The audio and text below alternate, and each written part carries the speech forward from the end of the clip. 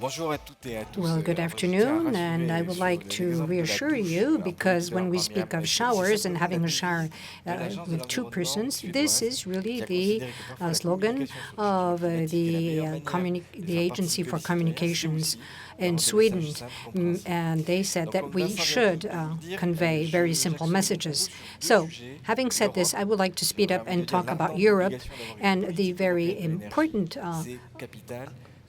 an impelling obligation of speaking of positive economy. There will be 196 parties and governments, but we'll also have a continent which is Europe. So that's why I'm saying 196. China, United States, if they don't reach an agreement and they account for 53% of the overall CO2 production, we know that it's going to be very difficult for us to have a successful COP21.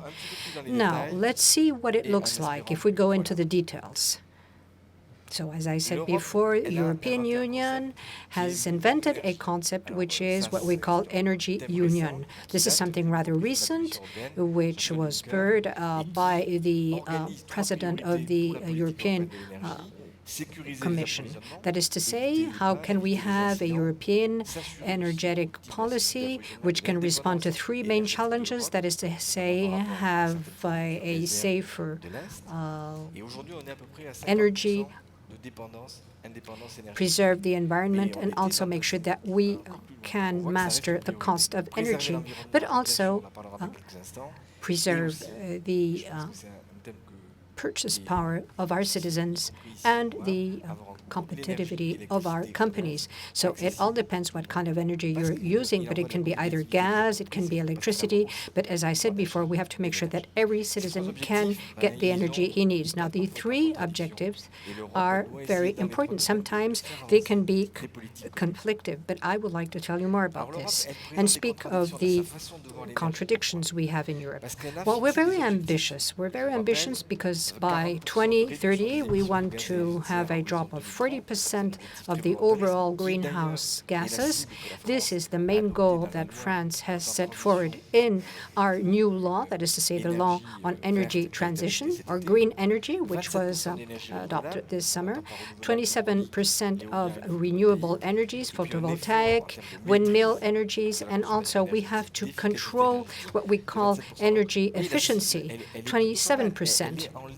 So you see that this is completely in line with what we recommend. But the problem is that in Europe, we don't have a common policy. It's a kind of patchwork of different approaches. Each country is moving forward along their own lines. For instance, Poland, they want to be very competitive from an economic point of view. Germany also has left aside nuclear energy and is coming back to coal. So you see that each country is doing more or less something which does not come into line with what we should do at European level. And therefore, there is some chaos in the landscape. And this is why we've had to insist on the fact that we have common goals and that we really have to implement those goals. So we don't have a domestic market for energy. We don't say this to our citizens. We have very many taxes. We all know that when you receive your invoice, you know what you have to pay, but you don't know more about what is on the invoice. But we should tell you more about this. What are the price you're paying? What are you getting for the price you're paying? What about the market we have? In Europe, I think that we need more networks. We need smarter networks or smart grids. We need more of these smart grids. What do I mean by this? That means it's complex, of course, but smart grids is something that we have to set up, and we have to do this physically.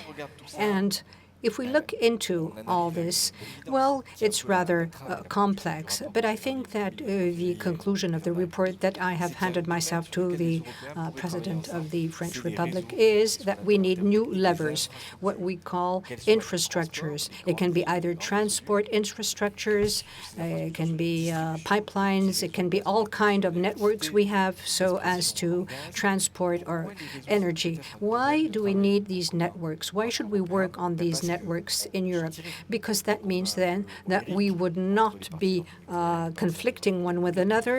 That means that we would avoid contentious issues, and that we would be able to develop renewable energies and nuclear energy too, because all this is what we would call decarbonated energy. We know that in France, we have very good infrastructures as compared to the ones we have at world level, but also at European level. Therefore, I think that we have to find what the priorities are. What is the priority today to fight against the CO2 emissions which are produced by fossil energies? Coal, oil, and gas. Coal, oil, and gas are the fossil energies we have to leave aside. And this is really one of the main goals we have to reach. So as I said before, we have grids, smart grids. It's not enough. I mean, it's not enough, but this already accounts for thousands and thousands of euros, or even millions of euros. And I'm the General Director of RDF, and this is why I'm conveying this message. As I said, we had vertical structures or vertical networks for the distribution of energy. But today things have changed. The landscape is not the same. With photovoltaic energy and other renewable energies, the distribution networks we have collects all the renewable energies, which are then being transferred to our customers. And 95% of this is injected through the network. It's collected by the distribution network of ERDF. And if we have renewable energies, that means that we have to invest in infrastructures. We need new policies, new strategies, so as to develop these infrastructures. There's no conflictive approach in that. So we really have to have compatibility between these networks and our strategies, our policies, and this is something which is now starting to be understood by all countries. Not networks. Networks is something that we have at the crossroads. Why? Because we have gas, cars which are fueled by gas, cars which are fueled by electricity. So we have very different kinds of energies, and you can see this on the slide we have here.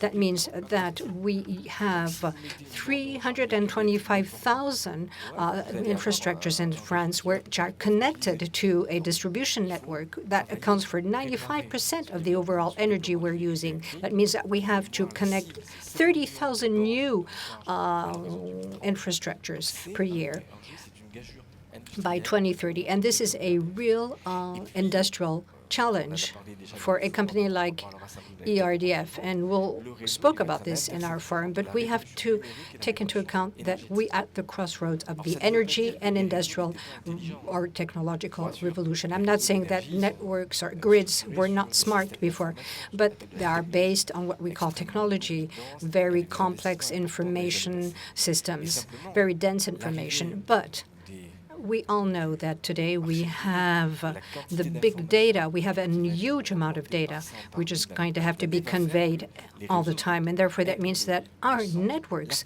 are going to be at the very heart of what has to be done from a digital point of view. We have to make sure that through digital technologies, we will give you all the information and all the data which is being produced.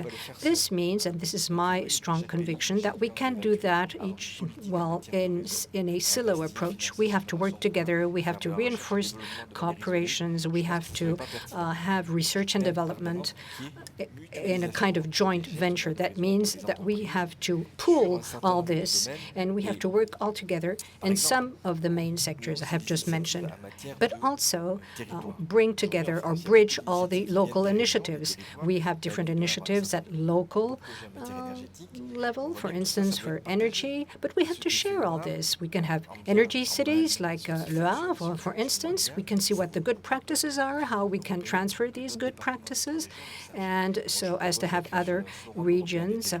And I would propose a European Forum of Territories, which would help us at state level, but also with other countries and other regions. I think that we could also try to develop research and development.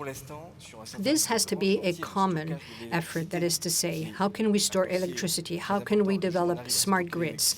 How can we have an ongoing